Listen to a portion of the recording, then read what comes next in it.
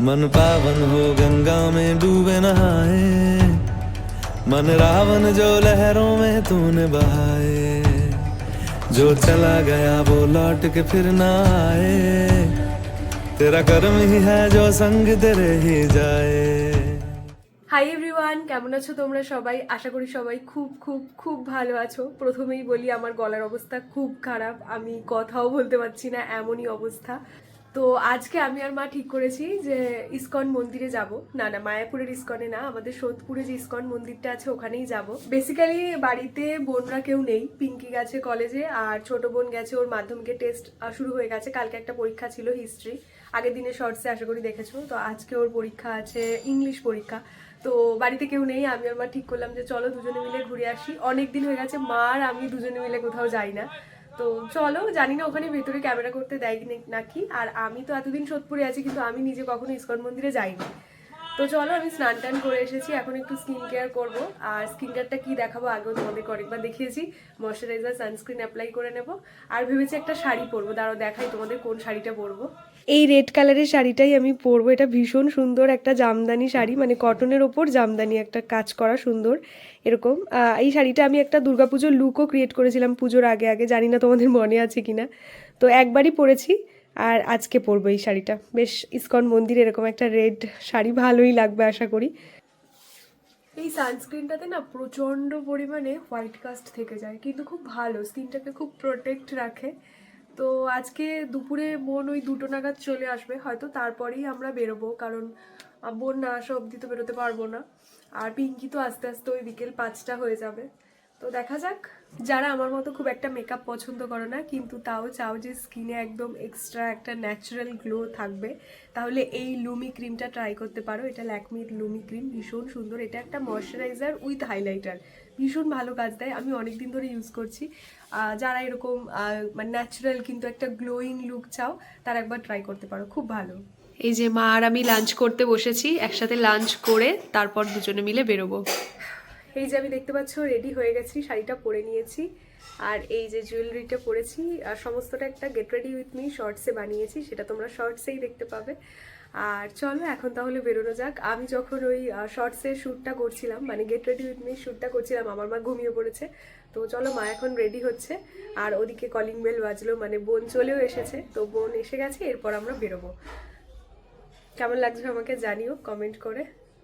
শাড়িটা পরে বেশ ভালো লাগছে, আমার তো ভালো লাগছে, মানে যাই না, যাই হোক জানিও। এই যে বোন স্কুল থেকে চলে এসেছে পরীক্ষা দিয়ে। বল তোর কেমন হয়েছে পরীক্ষা? ভালো। কতটা ভালো? হ্যাঁ, ভালো ভালো। আনসিনও কেমন পেয়েছিস? না না, আনসিনটা একটুখানি খটোমটো ছিল। আর এই ম্যাম যেগুলো করিয়েছে সেগুলো আসেনি? সেগুলো হ্যাঁ, ভয়েস নারেশন সব কমন পেয়েছিস? গ্রামার তো সব ঠিক ছিল। আনসিনটার কয়েকটা সেন্টেন্স একটুখানি খটোমটো, মানে বলছে আর কিন্তু বুঝছি, আর একটা আনসিন একটু। বাকি সব ঠিক ছিল? বাকি সব ঠিক ছিল। স্টোরি ছিল, বায়োগ্রাফি ছিল, তারপরে এডিটোরিয়াল লেটার ছিল। চলো মা।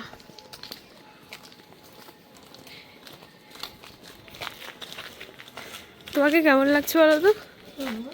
সূর্যমুখী ফুল। হ্যাঁ সত্যি সূর্যমুখী ফুলই লাগছে। আর আমাকে কেমন লাগছে বলো তো? লাল টমেটো।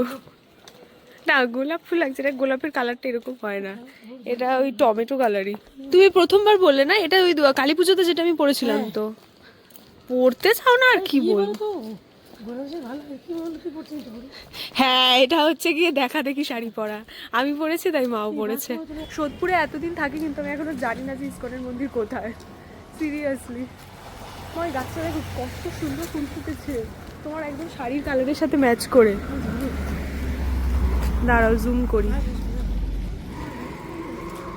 এই দেখো, এই ফুল গাছে কত ফুল ফুটেছে, আর এই ফুলের কালারটা আর আমার মায়ের শাড়ির কালার দুটো সেম হয়ে গেছে একেবারে। কি ভালো দেখতে লাগছে মা, তুমি শাড়ি পরতেই চাও না, কি সুন্দর লাগছে, একদম সেই সূর্যমুখী ফুল।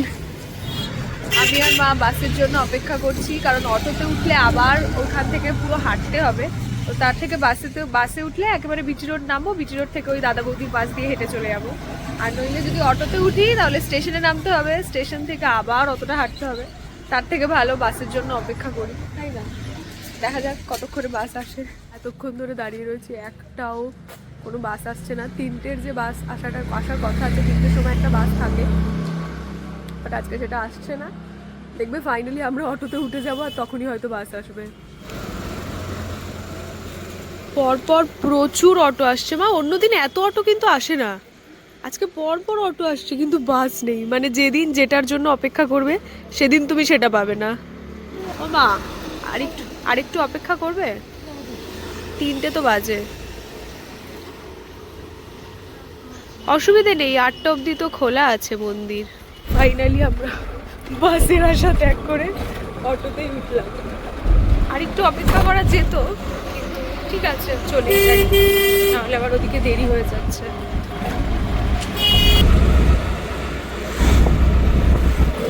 আমরা এতক্ষণ ভুল ভাবছিলাম, বুঝতে পেরেছো? আমরা এতক্ষণ ভাবছিলাম যে দাদা বৌদির ওদিকে ইস্কন মন্দির, কিন্তু সেটা নয়। ফেরিঘাটের দিকে যেতে ইস্কন মন্দির, ফেরিঘাটের দিকে যেতে মানে ধরো সোদপুরে 1 নম্বর প্ল্যাটফর্ম থেকে বেরিয়ে যে টোটোগুলো ছাড়বে ওই টোটোগুলোই যায় ইস্কন মন্দির। প্রথমে আমরা ভেবেছিলাম যে ইস্কন মন্দির বিটি রোডের ওপরেই, মানে ওই দাদা বৌদির বিরিয়ানির ওই সাইডটায়। যে রিক্সাতে আসলাম ওই কাকুটাই আমাদের বললেন যে না, ইস্কন মন্দির ফেরিঘাটের কাছে। চলো পৌঁছেও গেছি, এখন ভেতরে যাওয়া যাক।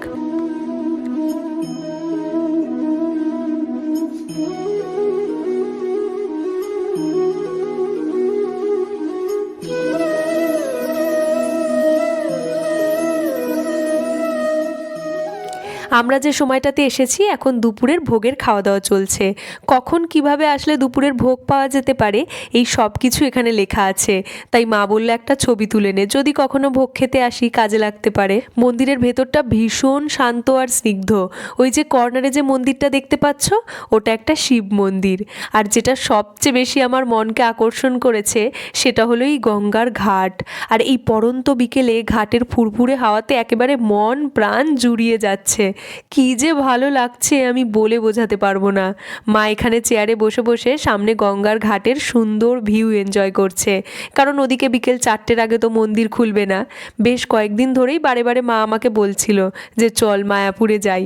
আর তোমরা তো জানোই বোনের মাধ্যমিকের টেস্ট শুরু হয়ে গেছে, আর কিছুদিনের মধ্যেই মাধ্যমিক পরীক্ষাও শুরু হয়ে যাবে। আর এই সময়টাতে কোথাও যাওয়া মানেই টিউশনগুলো সব অ্যাবসেন্ট হয়ে যাবে।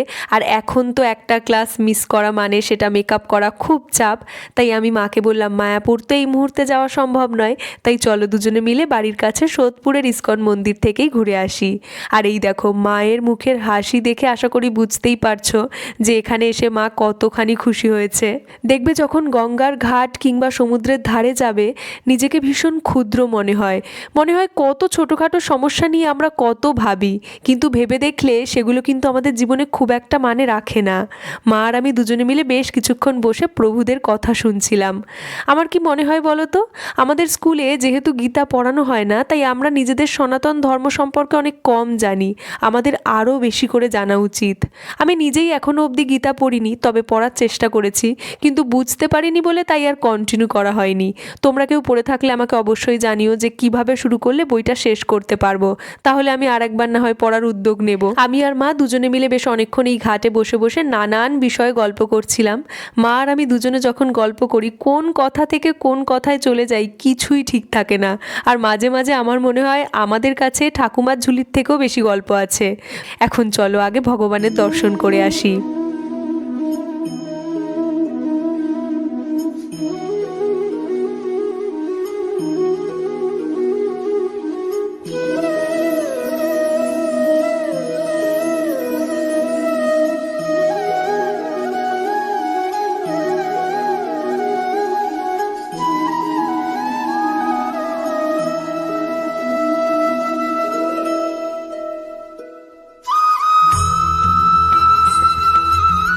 ভেতরে বেশ কয়েকটা দোকানও আছে।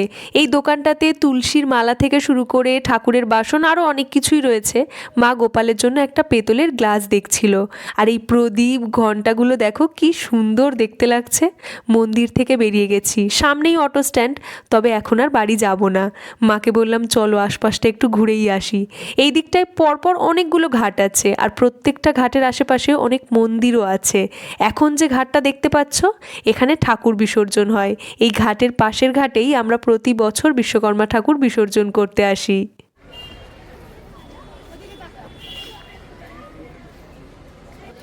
মা আর আমি দর্শন করে এই চারিপাশে রাস্তাঘাটগুলো একটু ঘুরে ঘুরে দেখছি, কি ভালো লাগছে। এদিকে একটু একটু ডিস্টেন্সে গেলে এক একটা করে ঘাট, তাই না মা? এইটুকু জায়গার মধ্যে 3টে ঘাট দেখলাম।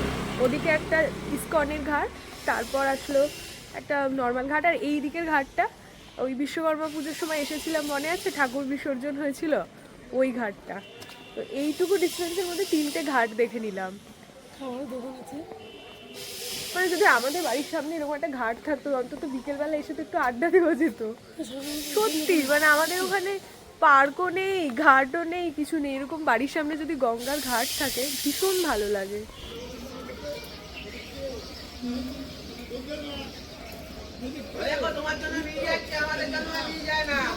তো আমি আর মা বাড়ি চলে এসেছি, এখন বাজে 6টা না 5:30 বাজে। তো আমার গলার অবস্থা ভীষণই খারাপ, আমি যাই কথা বলবো খুব বাজে শুনতে লাগবে। তো চলো আজকের ব্লগটা এখানেই রাখছি। আমার বাড়ির কাছে এত সুন্দর একটা ইস্কনের মন্দির আছে, আমি না গেলে জানতেই পারতাম না, ভীষণ সুন্দর দেখতে। পরের বারে বোনদেরকে অবশ্যই নিয়ে যাব। মা বারে বারে ওখানে গিয়ে বলছিল যে বোনদেরকে নিয়ে আসলে বেশি ভালো হতো। তো চলো আজকের ভিডিওটা এখানেই শেষ করছি, দেখা হচ্ছে তোমাদের সাথে পরের কোনো একটা ব্লগ। তো চলো আজকের ভিডিওটা এখানেই শেষ করছি, দেখা হচ্ছে তোমাদের সাথে পরের কোনো একটা ব্লগে। ততক্ষণ সবাই ভালো থেকো আর আমার চ্যানেলের সাথে থেকো। বাই।